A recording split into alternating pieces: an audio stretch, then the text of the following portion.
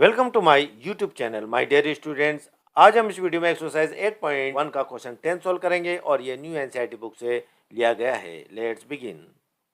Question 10 है हमारे सामने। In triangle P Q R right angled at Q P R plus Q R equal to 25 centimetre and P Q R equal to 5 centimetre. Determine the values of sine P cos P and tan P. My dear student, एक triangle है, उसमें एक triangle हमने ले लिया है यहाँ पर पी क्यू आर। उसमें ये जो क्यू पर एक राइट एंगल है, ये राइट एंगल है, ये 90 डिग्री का है क्यू पर, और P R plus Q are ये दोनों मिलाकर पी आर और क्यू आर इनका जो सम है वो 25 सेंटीमीटर है दोनों का। और पी क्यू आर हमें दे रखा है यहाँ पर 5 सेंटीमीटर, तो हम यहाँ लिख लेते हैं 5 सेंटीमीटर। ये पी क्यू हमने यहाँ पर लिख लिया 5 सेंटीमीटर। और हमें फाइंड करना है साइन पी कॉस पी और टेन पी हमें फाइंड, इनकी जो वैल्यूज है हमें उसको फाइंड करना है। तो इसकी वैल्यूज को फाइंड करने के लिए हमें जो भी गिवन है वो हम यहाँ पर लिख लेते हैं। अब यहाँ देखो, सबसे पहले हमें यहाँ पर जो यहाँ एंगल हमें पी दे रखा, सभी जो एंगल है वो पी है, तो पी को हम कंसीडर कर लेते हैं यहाँ पर। ये पी को हम थीटा मान लेते हैं यहाँ पर। अब इसके अकॉर्डिंग पी के ऑपोजिट वाली साइड होगी वो होगी हमारे पास परपेंडिकुलर। पी हमने यहाँ पर लिख लिया, ये परपेंडिकुलर होगी। और ये पी के जो एडजेसेंट साइड है, यानी पी के पास वाली जो साइड है वो होगी बेस, तो हम यहाँ लिख लेते हैं बेस, ये बेस। और ये जो 90 डिग्री है क्यू, और उसके ऑपोजिट वाली जो साइड होगी वो होगी हाइपोटेन्यूज, ये हाइपोटेन्यूज हमने यहाँ पर लिख लिया। ये हमने इसकी जो साइड है वो यहाँ पर देख लिया है। अब जो भी गिवन है वो हम यहाँ पर लिख लेते हैं सॉल्यूशन, और जो गिवन है उसको हम यहाँ पर लिख लेते हैं। पी क्यू हमें दे रखा है 5, तो P Q equal to 5 centimetre यहाँ लिख लेते हैं। और P R plus Q R equal to 25 centimetre, ये भी हमें गिवन है, लिख लेते हैं P R plus Q R equal to 25 centimetre, ये हमें दे दिया गया है। पी आर हम फाइंड करते हैं, तो पी आर हम यहाँ पर लिख लेते हैं पी आर। अब इक्वल टू 25 सेंटीमीटर लिख लेते हैं, इधर इक्वल टू 25 यहाँ लिख लेते हैं। क्यू आर को हम राइट हैंड साइड भेज देते हैं, तो प्लस का माइनस में हो जाएगा क्यू आर, ये क्यू आर। तो हमें अब देखो पी आर है, ये हाइपोटेन्यूज है, इक्वल टू हम यहाँ पर लिख लेते हैं 25 माइनस क्यू आर हमने लिख लिया। ये बेस हो गया, हाइपोटेन्यूज हो गया, और ये परपेंडिकुलर हो गया। अब हम फाइंड करेंगे क्यू आर, ये क्यू आर हम फाइंड कर लेते हैं।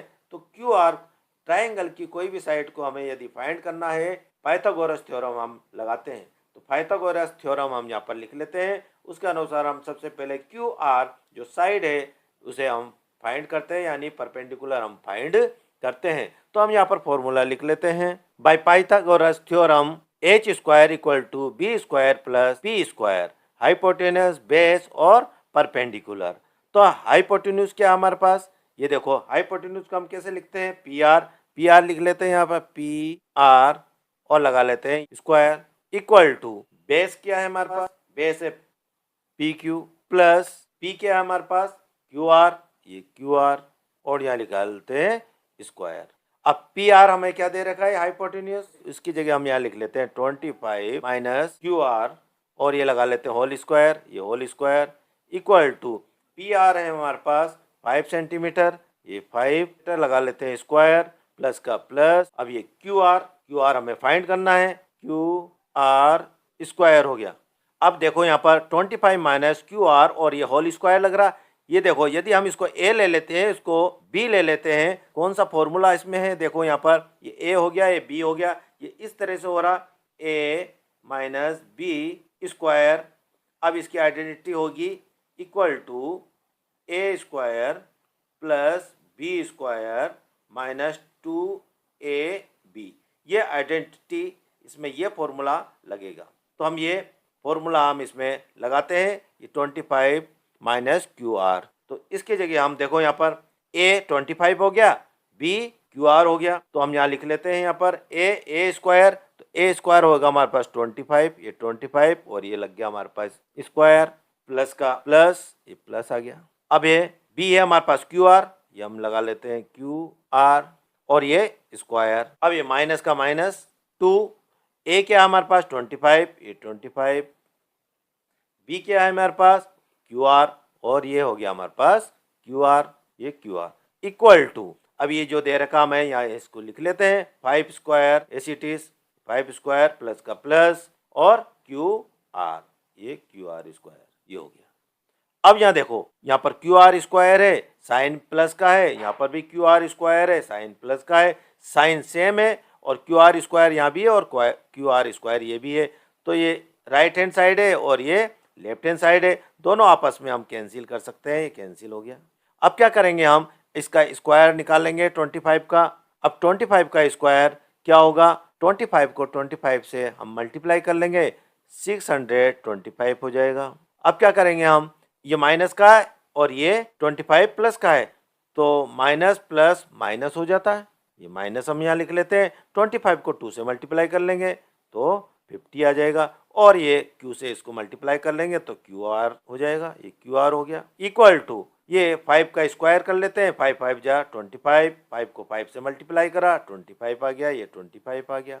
अब देखो यहाँ पर ये 625 है, तो 625 को हम एस इट इज लिख लेते हैं, और ये जो नंबर पार्ट है 25 इसको लेफ्ट हैंड साइड लेकर आते हैं, प्लस का माइनस में हो जाएगा, माइनस में 25 इक्वल टू, अब हमें यहाँ पर देखो 50 क्यू आर है, वेरिएबल है, राइट हैंड साइड लेकर आएंगे, माइनस का है प्लस में हो जाएगा, 50 क्यू आर, ये क्यू आर हो गया।